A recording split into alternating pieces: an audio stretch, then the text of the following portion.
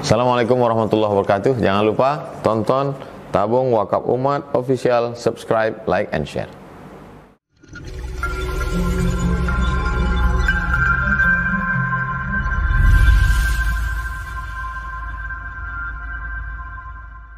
Assalamualaikum warahmatullahi wabarakatuh. Alhamdulillah, wassalatu wassalamu ala rasulillah wa ala alihi wa sahbihi wa man da'a bida'watihi wa istanna bi sunnatihi ila yaumi liqa'i rabbih wa ba'd. Bapak-bapak, ibu-ibu yang di luar bisa menengok saya? Bisa? Begitulah almarhum Haji Musa Lomah bin Lomah dan almarhumah Hajah Nurani binti Kundur bisa melihat kita malam ini. Karena beda alam barzah. Barzah itu artinya bainahuma barzakhun la yabghiyan. Antara air sungai Siak dengan air laut Selat Malaka ada barzah. Maka air sungai itu tidak masin. Karena kalau tak ada barzah, masuklah air sungai, masuklah air Selat Malaka itu ke sungai Siak, masinlah semua air sungai Siak itu, matilah kita. Masinlah air Pekanbaru nih. Maka arti barzakh itu pemisah. Sama macam kita ini sekarang ada pemisahnya. Tapi mereka bisa melihat saya. Begitulah orang meninggal tuh bisa menengok, menyaksikan, melihat perbuatan anak cucu, cicit, menantu. Senanglah almarhum almarhumah malam ini melihat orang berkumpul di rumahnya baca Yasin, berzikir, bertahtim, bertahlil dan lain sebagainya. Sebaliknya ada pula lah malam ini orang-orang tua di tempat lain menengok, menyaksikan anak menantunya sakau, melakukan perbuatan maksiat. Jadi kalau itu ditanamkan ke anak-anak kita, maka tiap malamlah dia membaca Yasin, tiap malamlah dia berzikir dan berdoa. Kenapa mereka yang di luar itu bisa melihat? Karena tersingkap tirai. Tirai yang tersingkap itu dalam ilmu tasawuf namanya kasyaf. Kasyaf artinya tirai yang tersingkap. Jadi orang yang hidup ini bisa menengok orang mati, bisa. Mana buktinya kalau dalil cakap orang ustadz ini bisa orang hidup melihat orang mati? Nabi Muhammad SAW waktu Isra Mi'raj berjumpa dengan Nabi Adam, berjumpa dengan Nabi Musa, berjumpa dengan Nabi Ibrahim, berjumpa dengan Nabi Yahya, berjumpa dengan nabi-nabi. Nabi-nabi itu sudah meninggal dunia. Kenapa bisa? Disingkapkan Allah Subhanahu wa ta'ala tirai. Tapi jangan gara-gara kaji malam ni balik dari sini semua mengaku berjumpa almarhum. Di mana sebetulnya letak ruh itu, Pak Ustaz? Buku yang paling lengkap tentang ruh ini ditulis oleh Imam Ibnu Qayyim Al-Jauziyah. Judulnya Ar-Ruh. Diterjemahkan ke dalam bahasa Indonesia 3 huruf, Roh, R-O-H. Dulu pernah kita bedah buku di Masjid Agung An-Nur. Pendapat pertama mengatakan ruh orang baik letaknya di Illiyin, ruh orang jahat letaknya di Sijjin. Pendapat kedua mengatakan ruh itu letaknya di alam barzakh, di kubur itu.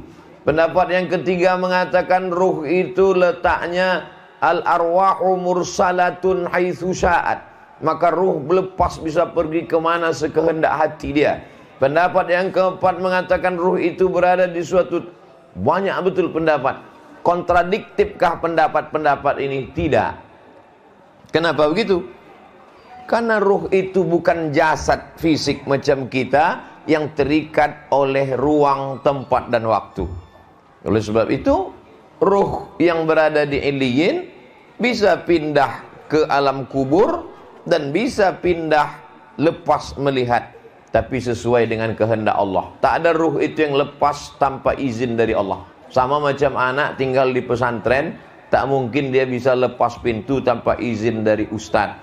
Maka begitulah ruh-ruh itu dalam kuasa Allah. Innama amruhu idza arada syai'an ayaqula lahu kun. Dalam Islam tak ada ruh gentayangan, tak ada. Orang yang mengatakan ada ruh gentayangan itu terlalu banyak menonton film hantu. Lama-lama dia jadi hantu. Ibu-ibu jangan nonton film hantu. Kalau ibu jadi hantu, anaknya tuyul. Oleh sebab itu maka dalam Islam tak ada ruh gentayangan. Yang ada itu bahwa ruh itu dalam kuasa Allah SWT. Jadi kalau nanti mana tahu Abdul Somad meninggal dunia, tiba-tiba orang di Pekanbaru ini ada yang kerasukan, kemasukan, kesambet kata orang Jawa, kesapo kata orang Melayu. Tiba-tiba ditanya dia, fulan yang kerasukan. Ya, siapa kau ini? Aku Abdul Somad LCMA. Kalau memang kau betul Ustaz Somad, coba kau ceramah dulu. Assalamualaikum. Itu bukan ruh Abdul Somad. Karena ruh tak bisa dipanggil dan ruh tak bisa masuk ke badan. Lalu yang masuk itu siapa? Bisa pula dia bercerita, dia berjalan katanya. Kalau memang kau betul Abdul Somad, coba ceritakan perjalananmu dulu. Aku pertama kali ceramah bulan Oktober 2010 di Islamic Center Pasir Pengarayan dibawa oleh Dr. Andus Haji Ahmad MSI. Hah? Iya ini Ustaz Somad nih. Bukan. Itu adalah jin Qorin. Qorin artinya selalu bersama. Waktu saya lahir ada jin yang ikut waktu saya lahir. Itulah maka jin itu mencucuk pusat anak yang baru lahir itu, menangis anak itu. Karena jin yang lahir itu ikut sama dia. Lalu kemudian ketika orang itu mati, jin itu tidak mati karena jin umurnya panjang. Dan jin itu ingat dan dia bisa meniru. Ya, sebab itu kalau ada anak-anak kita balik ke rumah selalu menirukan gurunya. Guruku yang ini begini cakapnya guru. Itu ada bakat-bakat jin. Oleh sebab itu maka jangan percaya kepada yang model-model begini, karena ini bisa merusak akidah. Jadi dulu di Eropa itu ada tradisi memanggil roh. Istilah Arabnya namanya tahdirul arwah, memanggil roh. Rupanya Syekh Muhammad Abduh dari Kairo, waktu itu dia sedang berkonflik masalah politik dengan Raja Mesir. Larilah dia ke Paris, Perancis. Dihadirkan di majelis itu, majelis memanggil roh itu. Kalau tempat kita macam jelangkung. Lalu kemudian dimintalah kepada Syekh Muhammad Abduh, Syekh Muhammad Abduh dari Mesir, ya, mau pesan roh siapa? Request roh siapa? Bisa kita panggil. Roh bapakmu, roh emakmu, siapa? Kata Syekh Muhammad Abduh, tolong panggilkan roh Nabi Isa. Aku mau bertanya kepada dia, sebetulnya dia udah meninggal atau masih hidup? Apakah dia bagaimana dulu? Kata yang manggil itu, roh yang lain bisa, tapi roh ini tidak. Nah, jadi ulama itu cerdas luar biasa. Dalam satu kata-katanya itu mengandung hikmah karena dia dapat ilham dari Allah Subhanahu wa taala. Ruh itu tidak bisa ditengok, tak bisa dipegang karena dia bukan maddi materi. Sedangkan materi itu bisa ditangkap dengan panca indera. Tapi ada orang-orang yang disingkapkan Allah taala hijabnya, maka dinampakkannya lah ruh-ruh itu, maka kemudian pada dasarnya kita ini tidak pernah mati. Di 5 alam yang kita lewati itu kita hidup. Alam yang pertama namanya alam roh. Kalau 1 namanya roh. Kalau 2 namanya ruhani. Kalau banyak namanya arwah. Waktu itu belum ada kulit, belum ada kuku, belum ada bulu, belum ada darah, belum ada daging, belum ada tulang, belum ada sumsum. Yang itu waktu hanya roh saja. Waktu itulah Allah bertanya kepada roh itu semuanya. Kata Allah Ta'ala, alastu bi rabbikum, bukankah aku ini Tuhan kamu? Waktu itu semua roh menjawab, bala syahidna, kami bersaksi engkaulah Tuhan kami ya Allah. Waktu itu kita sudah hidup. Lalu kemudian dari alam roh itu pindah kita ke alam rahim. Di alam rahim itu kita tinggal 9 bulan 10 hari yang normal. Tapi dalam beberapa fikih dikatakan bisa janin itu bertahan sebelum ada operasi sesar, bisa bertahan sampai 2 tahun baru keluar. Sekarang tak ada itu. Karena sekarang asal udah lewat, bolah kata dokter. Lalu kemudian di alam rahim itu pun kita hidup juga. Lalu kemudian pindahlah ke alam yang ketiga, ini alam dunia. Kalau ikut Nabi 63 tahun. Baina sittina wa sab'in kata Nabi, antara 60 sampai 70. Lalu kemudian keluar dari alam ini, itulah alam yang lama, namanya alam barzah. Dan di alam barzah itu pun kita hidup juga. Kalau ada di alam barzah itu tak hidup, untuk apa salam pada kubur? lewat di jembatan, setelah jembatan Harapan Raya, arah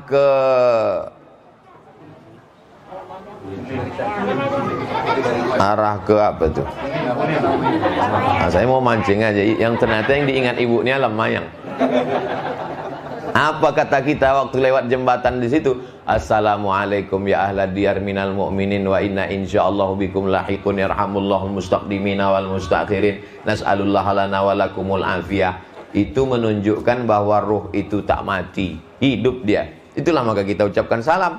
Takkan mungkin kita mengucapkan salam pada batu nisan, tak mungkin mengucapkan salam pada pokok kayu.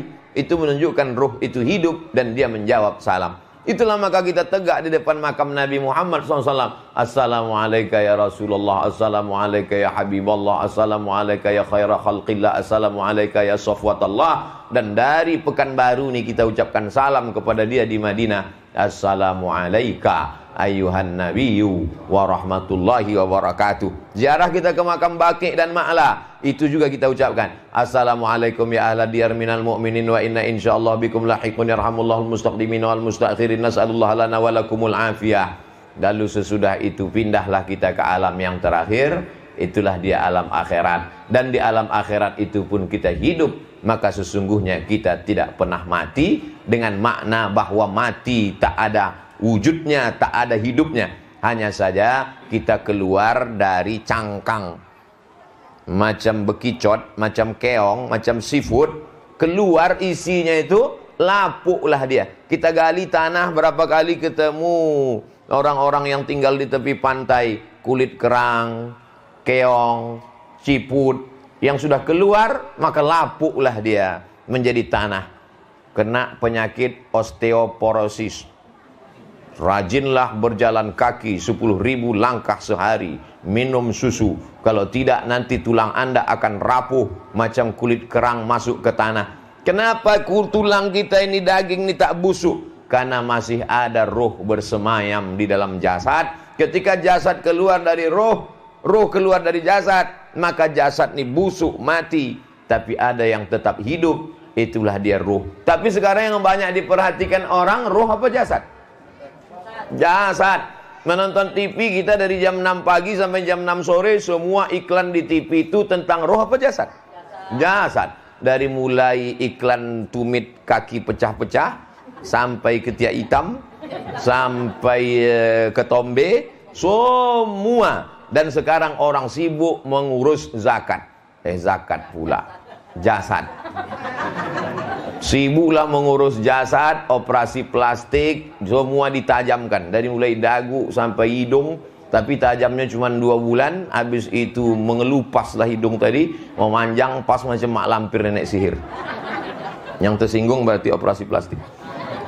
Nah, oleh sebab itu maka yang paling kita pentingkan ini seimbang antara ruh dan jasad, seimbang antara zahir dan batin, seimbang antara spiritual dan material. Material benda, spiritual adalah yang tak nampak. Orang-orang barat itu pun sesungguhnya percaya sama ruh itu. Mana pula ada orang barat tuh percaya sama ruh, Pak Ustadz? Buktinya orang barat kalau dia mau tenggelam di laut, dikasihnya kode ke atas supaya datang rescue penyelamat helikopter. Apa dikasihnya simbol? SOS. Apa arti SOS itu? Save our soul. Save, selamatkanlah. Our, kami. Soul, ruh. Selamatkanlah ruh kami. Orang Indonesia mengakui adanya ruh itu, baik Islam maupun tak Islam. Tercantum dalam lagu kebangsaan Indonesia Raya. Bangunlah jiwanya, bangunlah badannya. Kenapa jiwa dulu baru badan? Karena memang dulu ada jiwa baru badan. Jadi agama apapun dia, orang manapun dia, tentang ruh ini dia percaya. Hanya saja ada sebagian orang yakin tak yakin. Aku ruh ini tah dan tah tidaknya, kata dia. Tapi kita yakin seyakinnya, karena dalam Quran dikatakan yas'alunaka 'anir ruh. Mereka bertanya kepada engkau tentang ruh. Qulir ruhu min amri rabbi. Katakan ruh itu urusan Allah. Wa ma utitum minal ilmi illa qalila. Dan engkau hanya tahu sedikit saja tentang ruh itu. Ini pembahasan yang pertama. Yang kedua, bahwa malam ini kita bersilaturahim. Man ahabba ayyubsatalahu fi rizqihi, siapa yang mau lapang rezekinya, wa yunsa'alahu fi atharihi, murah rezekinya, panjang umurnya, hendaklah dia menyambung tali silaturahim. Tadi kata Pak Ahmad, mohon maaf Bapak Ibu, kami hanya menyediakan bingkisan 500. Apa kata oma-oma di belakang? Kami cuma mau mendengar tausiah Pak Ustadz. Artinya apa? Sohibul bait khawatir, karena memang begitulah tuan rumah biasanya. Dan rupanya tamu-tamu memang meniat dari rumah mau datang bersilaturahim. Panjang umur, murah rezeki. Bahwa kemudian dia tak dapat, itu memang takdir lah. Bapak Ibu yang dimuliakan Allah Subhanahu wa taala. Jadi maksud saya, silaturahim ini sekarang banyak putus. Jadi sebetulnya apalah yang mau tujuan daripada Isra Mi'raj, Maulid Nabi, nuzul Quran, malam tahun baru hijrah, nah nikah anak orang ada walimah, lalu kemudian lahir anak orang ada akikah, ada yang meninggal takziah, ada yang baru wisuda tahniah. Itu sebetulnya hanyalah momen mempersatukan kita untuk silaturahim. Makanya datang. Saya malam pertama datang. Kemudian sesudah itu malam ketiga datang. Habis itu malam ke-40 saya bilang tak bisa Pak, saya 40 ini sedang di luar. Tak apa-apa Pak Ustaz, 41, 42, 43, 45, kata Pak Ahmad. Jadi teringat, senyum sendiri saya waktu dibilang Pak Ahmad 42, 43 tak masalah. Waktu itu ingat saya kepala dinas PU menjemput saya ke Panam jam 10 malam. Bisa Ustaz datang ke Pasir Pengarayan? Saya bilang saya tak bisa. Karena saya hari ini mengajar penuh kelas internasional, jam 10 malam saya baru keluar kelas. Maksud saya ngasih tahu jam 10 malam itu artinya batalkanlah acara nih. Tiba-tiba jam 10 malam datang kepala dinas PU ke Panam. Kenapa Bapak datang? Jemput Ustadz. Siapa nyuruh? Pak Ahmad gitu. Tapi saya bilang malam tak bisa. Bupati kami itu tak ada gigi mundurnya gitu. Almarhum udah Pak kepala PU. Allahumma firlahu warhamhu afihi wa. Jadi pahamlah Bapak kenapa sering saya kemari, karena memang tak ada gigi mundur, maju terus. Alhamdulillah silaturahim kami ini sudah terjalin. Oktober 2010 lah saya pertama kali sampai ke Islamic Center Pasir Pengarayan. Ini udah Oktober pula 2020. 10 tahun sudah berjalan, bolak-balik. Macam-macam yang saya alami dalam perjalanan ke pasir itu. Pernah waktu itu haul Syekh Ibrahim Al-Khalidi An-Naqsabandi, mursyid tarekat Naqsabandiyah, datuk beliau. Syekh Ibrahim punya anak namanya Hajah Siti Fatimah. Hajah Siti Fatimah punya anak namanya Dr. Andus Haji Ahmad MSI. Haul lah waktu itu. Janji jam 9 pagi. Sudah jam 9 saya masih lagi dikasihkan. Sementara jauh lagi Pasir Pengarayan. Teleponlah Pak Aman. Ustadz di mana? Dikasihkan Pak. Lama lagi sampai. Tak sampai nampaknya Pak. Kenapa? Bengkok tiang cepron itu saya tabrak Pak. Itu kan jalan lurus. Jam 6 pagi. Jam 6 itu matahari baru terbit. Tak nampak. Gas tuh pula mau aja 120. Bengkok. Sampai sekarang kalau lewat situ saya tengok tiang tuh. Masih bengkok lagi. Macam-macam perjalanan. Sampailah ke 2020. Mudah-mudahan kami bersahabat di dunia, bertetangga di surga. Tidak kami berdua aja. Bapak-bapak ibu masuk juga. Cuman agak lama sedikit. Bapak ibu yang dimuliakan Allah Subhanahu wa taala. Karena kalau bersahabat berkawan di dunia ini tak lama. Kadang kita bersahabat nih karena sama-sama ada. Ada orang, ada kita, baru sedap ketawa. Sama-sama kerja, kerja dia, kerja kita. Begitu kita tak kerja, pahit senyum kita. Oleh sebab itu kalau bersahabat karena Allah, maka insya Allah abadi sampai mati dalam keadaan la ilaha illallah Muhammadun Rasulullah. Mana buktinya? Nih, kita datang kemari ini karena orang hidup, apa karena orang meninggal? Karena orang meninggal. Berapa banyak orang hidup buat acara kita tak datang. Bupati, wali kota, gubernur, anggota dewan membuat open house. Belalat makanan itu tak ada orang datang. Kenapa? Open house tapi hatinya tidak open heart. Tapi malam ini orang datang karena meninggal dunia. Maka kalau ada orang meninggal dunia banyak yang datang, saksikanlah bahwa orang itu orang baik. Ini menunjukkan almarhum almarhumah adalah orang Orang baik. Coba kalau orang mati gantung diri. Takut orang datang. Kau ke sana, ngeri Pak Ustaz. Nanti balik entah apa-apa nampak gitu. Alhamdulillah, Masya Allah. Saya mohon maaf Bapak Ibu, banyak membelakang ke sana daripada kemari. Atau bapak-bapak senyum menengok saya ini macam lain, ada jeruji besi. Masya Allah, tabarakallah. Itu poin yang kedua, silaturahim. Poin yang ketiga, kenapalah kita membaca Yasin Pak Ustadz? Udah saya lipat-lipat ini. Mohon maaf nih Pak Ahmad, buku Yasin ini saya lipat beberapa lembar. Ada poin yang mau saya sampaikan. Inna nahnu nuhyil mauta, kami menghidupkan orang mati. Wa naktubu ma qaddamu wa asarahum, kami tulis amal-amalnya dulu, bahkan bekas-bekas tapak kakinya. Bekas tapak kaki Bapak Ibu datang malam ini kemari, itu ditulis malaikat. Wa kulla syai'in ahsaynahu fi imamim, semuanya kami tulis dalam buku catatan yang nyata. Oh, jadi tapak kaki ditulis Pak Ustadz? Ya, kami naik mobil tadi Pak Ustadz, bekas-bekas bannya itu pun dicatat. Inna alaikum lahafizin kiraman katibin ya'lamuna ma taf'alun. Itulah maka disuruh kita baca Yasin tiap malam. Jadi Pak Ustadz sering menceramahkan tiap malam baca Yasin. Ustadz sendiri mengamalkan apa tidak? Saya tiap malam baca Yasin.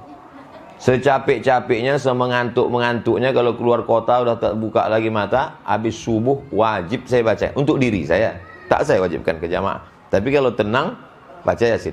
Bisa sebelum tidur, atau pas bangun malam mau tahajud, atau menjelang subuh, atau sesudah subuh. Jangan sampai tinggalkan ya Yasin. Nah, jadi jangan kita berceramah, bacalah Yasin, bacalah Yasin. Ustaz baca, jangan tanya lagi ke aku. Sesudah baca Yasin itu hadiahkan pahalanya ke almarhum almarhumah, muslimin muslimat, mukminin mukminat. Habis itu bertawassul dengan surat Yasin. Karena kata Imam Abul Fida Ismail Ibnu Katsir, la tuqra'u fi amrin asirin illa yassarahullah. Ada perkara yang sulit, yang payah, maka dimudahkan Allah SWT. Ya Allah, aku bertawassul kepada Engkau dengan kemuliaan surat Yasin ini, maka mudahkanlah ini dan ini. Itu diantara kemuliaan surat Yasin.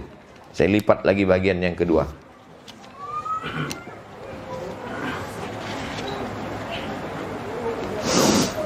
Wa in kullun lamma jami'ul ladaina, semuanya nanti akan dikumpulkan, didatangkan kepada Allah. Semua. Maksud semuanya apa Pak Ustaz? Semua perbuatan kita, yang kecil-kecil, yang besar-besar. Faman ya'mal mithqala dzarratin khairan yarah. Semuanya didatangkan. Kalau dia pedagang yang curang-curang seon, 2 on, semato, 2 mato, dinampakkan. Kalau dia pegawai, berdatangan tanda-tanda tangan, tanda tangan. Kalau dia dosen, berdatangan kapur tulis, papan-papan tulis, whiteboard itu datang semua. Itu maka saya kalau mengajar di pertemuan ke-16, saya tanya, adik-adik mahasiswa sekalian, selama 16 tatap muka pertemuan ini, ada mungkin saya terlambat, ada mungkin saya menyinggung perasaan, saya minta maaf. Mau kalian maafkan saya? Mau, kata dia. Disangkanya saya minta maaf itu nilai A. Yang CC juga. Daripada kita cari dia di akhirat. Nanti di akhirat itu berdatanganlah dia semua yang kita buat, teman. Ini dia. Wa in kullun lamma jami'ul ladaina muhdarun. Waktu itu zaman Nabi pegawai pencatat zakat. Maka kalian yang curang menghitung kambing, kalian akan memikul kambing mengembek di tengkuk kalian. Yang kalian curang menghitung sapi, kalian akan memikul sapi mengemuh di pundak kalian, kata Nabi. Waktu itu belum ada mobil. Dan kalau untuk pegawai-pegawai zaman sekarang, banyaklah nanti yang memikul-mikul mobil di akhirat.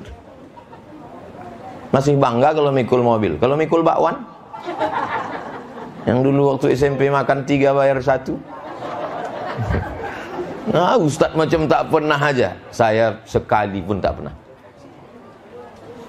Kenapa Ustadz tak pernah buat macam itu? Padahal Ustadz kan waktu itu belum Ustadz. Tapi setiap, ingat saya itu, sekarang kalau saya pergi ke sekolah saya itu, singgah saya ke warung tuh, Yang punya warung tuh tinggal anak-anaknya sekarang, udah meninggal. Saya tak pernah menipu mak kalian. Kenapa? Karena setiap aku makan di sini, yang kulihat tuh seolah-olah emak aku. Maka kalau aku curangi mak-mak itu berarti menipu makku sendiri.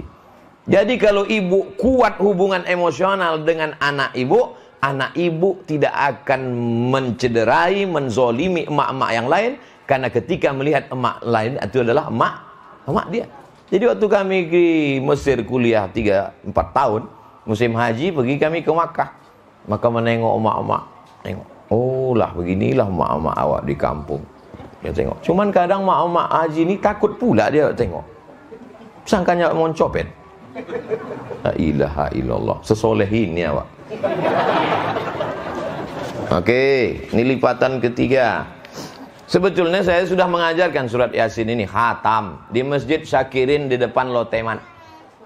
Masjid Syakirin di depan rumah Al-Mukarram Ustadz Munziri Ali LC. Beliau itu dosen saya. Waktu saya pulang dari Mesir, diteleponnya lah saya. Assalamualaikum. Waalaikumsalam. Saya ketua Masjid Syakirin. Bisa Ustadz datang ke masjid kami ngisi pengajian? Insya Allah Pak, kata saya. Dia tak ingat sama saya. Saya mahasiswa dia, saya ingat. Dulu waktu dia di kelas itu dibilangnya gini. Man istata'a minkumul ba'ah falyatazawwaj. Siapa yang sudah mampu untuk menikah, menikahlah. Ba'ah itu bahasa Arabnya artinya mampu. Ditanyanya kami, tahu kalian arti ba'ah? Ba'ah itu mampu Pak, bukan. Ba'ah membeli bareh, ba'ah membuat rumah, ba'ah. Nah jadi, sudah saya ke Mesir 4 tahun, balik ke Pekanbaru, dia tak ingat, saya ingat. Jadi waktu dia telepon, Bapak dosen di UIN ya? Iya, katanya. Dulu saya pernah juga Pak di UIN. Begini cerita dosen itu Pak. Man istata'a minkumul ba'ah falyatazawwaj. Ba'ah membeli bareh, ba'ah membeli rumah. Ketawa dia. Saya tuh kata. Saya mahasiswa Pak dulu Pak. Oh, ayah saya datang ke masjid Bapak. Disitulah saya khatamkan kajian surat Yasin. Khatam surat Yasin, sudah itu pindah. Bapak Ibu, karena kita sudah khatam surat Yasin, maka kita pindah ke kajian juz amma yatasaalun. Udah itu beberapa kali saya tak datang, malu saya. Sampai sekarang tak pernah datang lagi. Jadi jangan kita bid'ahkan orang baca Yasin. Kalau kita mau meluruskan, kita alih dari baca Yasin ke tahsin tajwidnya. Dari tajwidnya ke tafsirnya. Setelah jamaah itu nanti hatam tafsirnya, dia sendiri akan meminta ke surat yang lain. Jadi ide saya mengajarkan tafsir surat Yasin itu dulu awalnya, ceramahlah saya ke arah lipat kain sebelah kiri. Habis jalan aspal masuk jalan tanah, habis jalan tanah tak bisa lewat motor, naik Honda kami dalam ke pokok-pokok gotah. Sampai di dalam itu datanglah bapak-bapak. Ustadz Somad dulu kami di kampung ini baca Yasin seminggu sekali malam Jumat. Terus sekarang masih ada Pak? Tak ada lagi. Kenapa? Datang penceramah masuk kemari, kata dia baca Yasin malam Jumat itu bid'ah. Sesudah itu udah 2 tahun kami tak ada muka Quran lagi. Jadi sebetulnya itu cara ulama dulu supaya memasyarakatkan ini Al-Quran. Diawali dengan Yasin. Karena Yasin itu dalam hadis disebut qalbul Quran. Hatinya Quran itu Yasin. Kalau sudah hatinya dihafal, hatinya dipegang, sentuhlah dia tepat di hatinya, dia akan milikmu untuk selamanya. Makanya orang kalau mau ngapal Quran itu yang dihafal pertama surat Yasin dulu. Karena hatinya Quran Yasin. Dah masuk lipatan lagi. Wa yaquluna mata hadzal wa'du in kuntum. Begitulah mereka dulu menantang. Kalau memang betul kami ini akan mati, kalau memang betul kami nanti akan masuk neraka, mana dia? Mana kata dia menantang. Lalu apa jawaban dari Allah? Ma yanzuruna illa sayhatan wahidatan ta'khuzuhum wa hum yakhisimun. Sekali aja malaikat itu memekik, sayhatan wahidatan itu artinya memekik. Sekali malaikat memekik, ta'khuzuhum, mencabut nyawa mereka, tercabut ruh mereka karena pekikan malaikat itu, wa hum yakhisimun. Ketika sedang berkelahi pun tak selesai kelahinya. Kalau ada orang sedang berkelahi kan, kalau mau kita, ada orang sedang berkelahi, kemudian kita kasih tahu dia, itu ada pembagian sembako dari caleg sana. Tunggu, selesaikan kelahi ini dulu. Tapi ketika malaikat itu berteriak, sekali teriakan malaikat, tak sempat dia selesai berkelahi. Maksudnya apa? Mati kontan. Mati itu ada yang cash, ada yang kredit. Mati kontan. Tak percaya saya Pak Ustadz, teriakan malaikat bisa membuat orang mati? Pesawat Concorde, kalau dihidupkan di Simpang 3, meletuplah jendela-jendela kaca orang Simpang 3 itu. Itu pesawat Concorde. Bagaimana kalau malaikat yang menjerit lebih kuat daripada suara pesawat Concorde? Macam mana rasanya mau meledak gendang telinga itu Pak Ustadz? Masuklah menyelam ke dalam laut, itu macam dicucuk besi telinga itu. Ustadz kok tahu? Kemarin saya menyelam di Lombok. Saya cuma mau ngasih tahu saya kemarin nyelam, itu aja sebenarnya. Mau meletup dalam telinga itu pecah. Saya bilang ke instruktur, naik Pak, naik, tak tahan. Sampai ke atas, baru dipencet hidung nih, supaya telinga ini mendengung balik. Ustaz, naik kita ke sampan? Enggak, sedap, masuk sekali gitu. Menengok ikan-ikan, menengok, tapi tak tahan dalamnya. Begitulah mereka mendengarkan teriakan malaikat tuh, mati. Saking cepatnya mati itu macam mana? Fala yastati'una tausiyatau wala ila ahlihim yarji'un. Saking singkat cepatnya mati itu, fala yastati'una tausiyatan, tak sempat meninggalkan wasiat. Sekarang orang kalau mau mati masih sempat meninggalkan wasiat. Kata dia sebelum mati, ditanya lah sama bininya, apa bang? Apa bang? Ada bini simpananku sana. Mati lah bang itu. Kalau mati itu udah mau datang, kata dalam surat Yasin nih, fala yastati'una tausiyatan. Saya paham, ibu memang dalam ketawa itu ada juga cemas dalam hati. Mak, kalau macam ini abang tuh nanti, insya Allah tidak ya bu ya. Amin, amin kan bu. Makin kuat amin makin takut.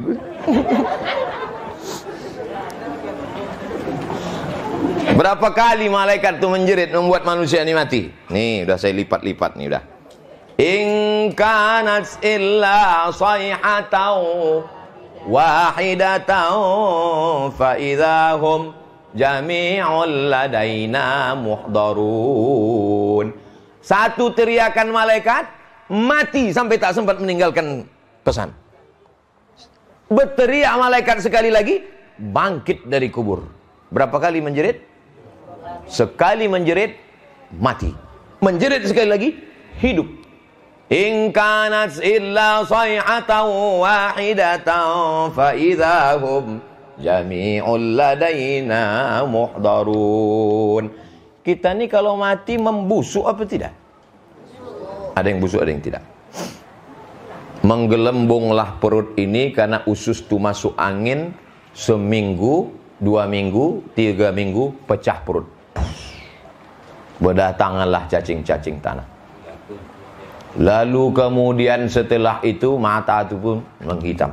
Habislah semua, tapi ada satu yang tak hancur, namanya azmuz zanab, ujung tulang belakang sebesar ibu jari tak hancur. Itulah yang ditunjuk Allah Ta'ala, innama amruhu idza arada syai'an ayyakula lahu kun. Bangkitlah kita balik menghadap Allah. Tapi waktu PLTA Kota Panjang mau digali, dikasih tahulah ke masyarakat, ini kampung-kampung di PLTA Kota Panjang ini nanti akan habis, kubur-kubur ini mesti dipindahkan. Akhirnya dipindahkanlah beberapa kubur, jangankan jenazahnya, kain kapannya pun tak dimakan cacing tanah. Apa dalilnya nih Pak Ustadz? Hadis Nabi, innallaha harrama arda ajsadal anbiya. Allah mengharamkan tanah memakan jasad nabi-nabi. Oh, kalau begitu ada nabi di Kota Panjang? Tak ada nabi. Kenapa jasadnya tak hancur? Al ulama warasatul anbiya. Tapi Pak Ustadz, di kampung kami ada juga jasadnya tak hancur. Beda. Kalau dia tak hancur tapi bertambah memanjang, itu orang dimasuki setan, dukun-dukun. Kuku memanjang, rambut memanjang, kumis memanjang. Waktu digali, penggalian kubur, nampak memanjang kuku. Nah, itu berarti karena dimasuki setan. Masuk setan ke dalam jasad itu.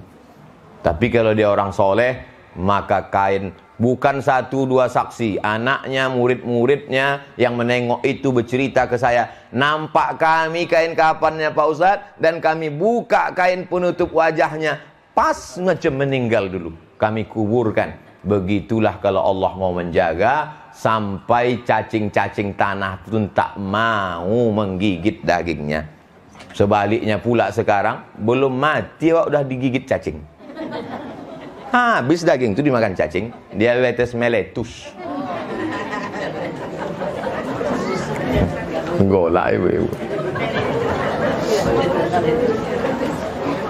Lalu kemudian orang yang baik-baik itu di mana tempatnya Pak Ustadz? Inna ashabal jannatil yawma fi syughulin. Itu sedapnya ceramah di sini. Hafal semua jamaahnya.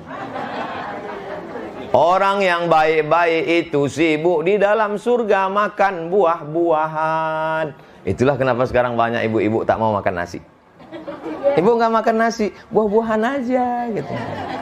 Iyo pula. Rupanya udah habis 3 piring. Hum wa azwajuhum fi zilalin alal araiki muttaqiun.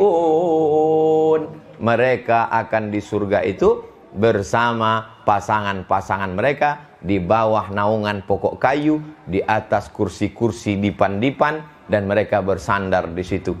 Jadi begitu cuman surga itu Pak Ustadz. Macam malam mayang aja rasanya. Ini gambaran.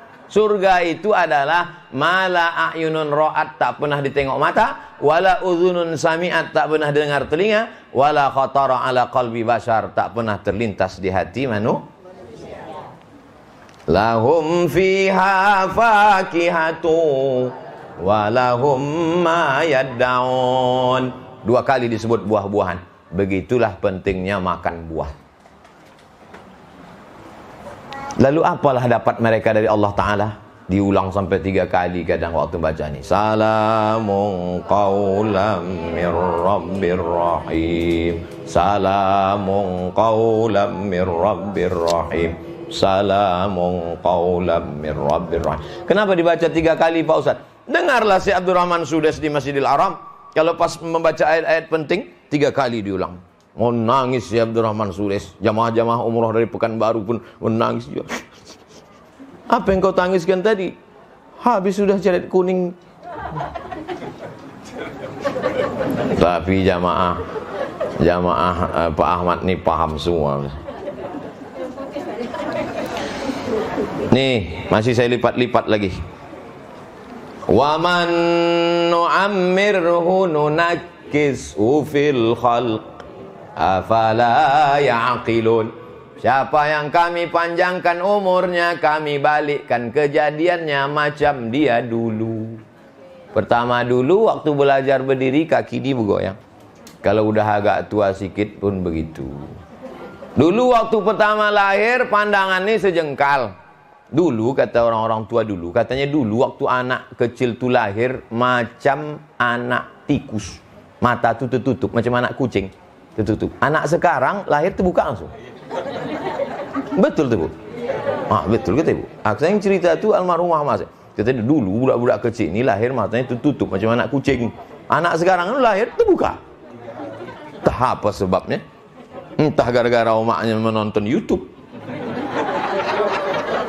Begitu juga lah kita ni kalau sudah tua rupanya pandangan tu pun balik sejengkal. Saya setelah umur 40 ni yang paling saya rasakan mata sama ingatan. Dulu tajam, sekarang tak. Tapi ada juga hikmahnya. Kalau saya ceramah di depan saya banyak ibu-ibu, itu tak bisa saya bedakan mana anak gadis, mana nenek, sama aja. Yang kedua ingatan. Dulu waktu awal-awal pengajian di Akramun Nas itu tak ada saya bawa catatan. Sekarang pengajian pakai kitab. Susah mengingat. Susah. Betul kata Allah Ta'ala. Wa man nu'ammirhu nunakkisu fil khalqi. Kami balikkan kejadiannya. Anak-anak kecil mana dia ingat? Anak-anak kecil tuh saya tes tuh. Tak ingat. Susah ingat. Begitu juga kita ni kalau sudah tua baliklah. Ini ayat Yasin ini mengingatkan kita semua. Sampai kapan Ustaz selesai ceramah ini? Sampai habis Yasin nih. Innama amruhu idza arada syai'an ay yaqula lahu kun fayakun. Sulit bagi Allah membuat kita ini hidup lagi? Tidak. Sulitkah bagi Allah mematikan kita? Tidak. Lalu kenapa tak dimatikan Allah orang-orang yang zalim, orang-orang yang aniaya itu? Karena Allah sayang, dikasihnya waktu supaya orang itu bertaubat. Tapi kita lebih kejam dari Allah. Kalau ada orang salah kita doakan, mampuslah hendaknya. Makanya kita ini jangan lebih kejam dari Allah. Kita doakan dia supaya dapat hidayah. Bisa? Saya tak bisa. Jamaah pula bisa. Ditutup dengan subhana. Fa subhanalladzi biyadihi malakutu kulli syai'in wa ilaihi turja'un. Kalau anak kandung membaca, anak almarhum Musalomah Tuan Haji, anak almarhumah Ibunda Hajah Nurani binti Kundur membaca, tak perlu disebutnya sampaikanlah pahala bacaan Yasin ini, tak perlu, karena otomatis sampai. Tapi saya karena tak ada hubungan darah, maka perlu saya sampaikan Allahumma ausil thawabama. Nanti di doa penutup sampaikanlah pahala bacaan surat Yasin, Al-Fatihah, Qul huwallah, Qul bil falak, Qul bin nas, ayat kursi, awal Al-Baqarah, tahlil kami kepada almarhum almarhumah muslimin muslimat. Itu beda anak kandung dengan orang lain. Katanya Pak Ustaz kalau sudah meninggal dunia tak sampai. Orang meninggal dunia itu yang amalnya putus. Orang hidup kepada orang meninggal? Wah, saya tak percaya. Mana ada sampai amal orang hidup kepada orang meninggal? Salat jenazah itu amal orang hidup apa orang meninggal? Orang hidup. Yang salat itu kan orang hidup. Yang disolatkannya orang? Sampai tak amal dia kepada orang meninggal? Sampai. Kalau tak sampai, untuk apa sholat jenazah? Jadi nanti kalau ada orang mengatakan tak sampai amal orang hidup kepada orang meninggal, mantap pendapat kau nih. Tak kami sembayangkan kau nanti. Sampailah amal hidup untuk meninggal. Hadis ada menyebut Pak Ustaz, ayu shadaqatu afdal. Ya Rasulullah, aku mau bersedekah. Sampai tak sedekahku ini ya Allah kepada emakku, kata Sa'ad. Nama sahabat itu Sa'ad. Sampai kata Nabi. Apa yang paling bagus ya Rasulullah? Sakyul ma', mengasih air minum. Buatkan sumur bor biar tak putus-putus. Pergi saya ceramah ke Banjarmasin, Kalimantan. Di rumah Bapak Haji itu dibuatnya freezer kulkas, tapi tak sampai jadi es, air dingin. Setiap orang yang lalu lalang minum situ. Ini untuk apa Pak Haji? Wakaf untuk almarhum almarhumah supaya sampai kata dia. Itu belum nampak saya lagi di Pekanbaru. Di Mesir, di kampung di Mesir yang susah, itu di kampung-kampung tuh mereka buatkan tembikar. Tahu Bapak Ibu tembikar? Tanah liat besar. Itu diletakkan di tengah sawah, diisi air. Kami waktu itu sedang mancing, lewat di sawah, minumlah kami. Sejuknya, panas Mesir nih, tapi air dalam tembikar ini sejuk. Hebat betul. Kami tengok dari atas, rupanya berlumut tembikar itu. Awak udah sempat minum. Macam mana lewatnya tenggorokan kita tenang, begitulah mengalir sampai ke makam orang tua. Di Malaysia, ada pintu di masjid Malaysia itu, kotak-kotak besar. Asal kita ambil satu air, keluar air baru. Asal ambil satu air, keluar air baru. Ambil air, keluar baru. Ini yang begini-begini ini belum nampak, perlu kita buat di Pekanbaru. Masjid UKM, Universiti Kebangsaan Malaysia, sholat Jumat jam 12, jam 11 itu pisang-pisang sama nasi lomak, nasi ubuh. Kami selalulah datang jam 11. Di Masjid Pom Bensin depan Purna MTQ saya tengok dah mulai. Saya selalu saya tengok asal habis sholat Jumat, anak-anak muda tu lari ke belakang. Apa yang rupanya ada nasi kotak di belakang. Saya mau mengambil, malu pula. Dah mulai di Pekanbaru. Itu diniatkan. Nah, jadi Bapak Ibu, ini malam ini semuanya alhamdulillah. Orang mati meninggal dunia, kalau ditanya Allah Ta'ala, hai orang meninggal, mau tak kau hidup lagi? Apa kata orang meninggal? Laula akhartani ila ajalin qarib. Kasihlah aku hidup walaupun sekejap saja ya Allah. Kata Allah, kalau kau hidup sekejap kau mau apa? Fa'asaddaqa, aku mau bersedekah. Tak ada dia bilang, kalau aku hidup aku mau umroh, tak ada. Kalau aku hidup aku mau haji, kata tak ada. Kalau aku hidup aku mau tahajud, tak ada. Aku mau bersedekah. Kenapa orang meninggal itu mau bersedekah? Setelah diteliti oleh para ulama, ternyata pahala sedekah sudah dapat balasannya ketika dikubur. Pahala haji nanti di surga, tapi pahala sedekah sudah dapat balasannya ketika dikubur. Jadi pernah suatu hari saya pulang ke rumah, kata almarhumah omak saya, hebat ceramah di masjid tadi. Aku mendengar ceramah tadi, rajinlah aku bersedekah lopat nih, kata dia. Kenapa gitu, Mak? Apa cerita Ustadz itu tadi? Kata Ustadz itu ada penggali kubur. Terus penggali kubur ini digalinya kubur pagi.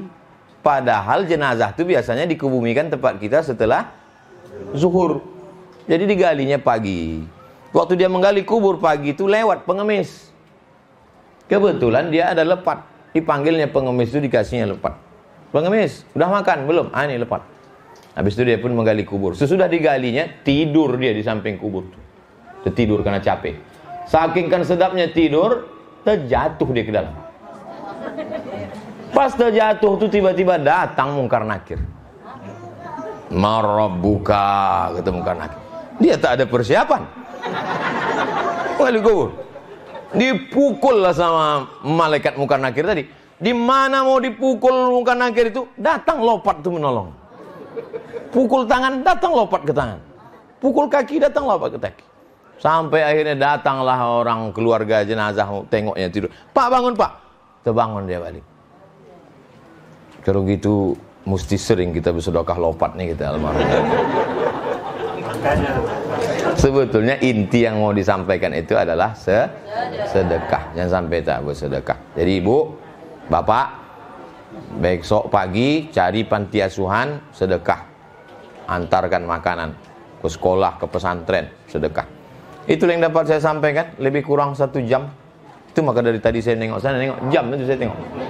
Jam 9:10. Saya mohon maaf kepada keluarga almarhum almarhumah. Banyak silap, banyak salah kepada para jamaah. Di akhir majlis mari kita membaca doa.